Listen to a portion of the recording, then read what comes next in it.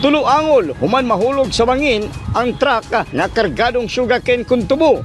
Nagtinabangay ang mga tao sa paghawas sa pasyente nga sakay sa forward truck.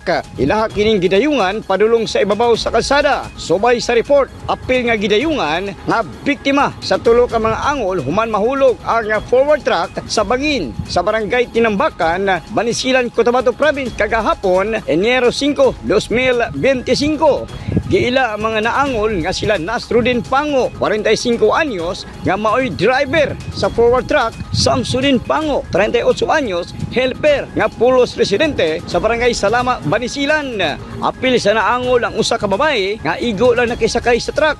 Sa inisyal nga investigasyon sa mga otoridad, nawad-an og brake ang forward truck nga kargadong sugarcane kun tubo sa sigsag nga Banisilan Carmen Provincial Road og wala na makontrol sa driver ang truck hinungdan nga mahulog kini sa bangin. Padulong unta sa Bukidnon Province ang truck nagkatagsab ang karga niini nga mga tubo. Gidala sa Wao District Hospital ang mga naangol pero gibalhin sab kini nga mas dako hospital sa Midsayap, Cotabato Province.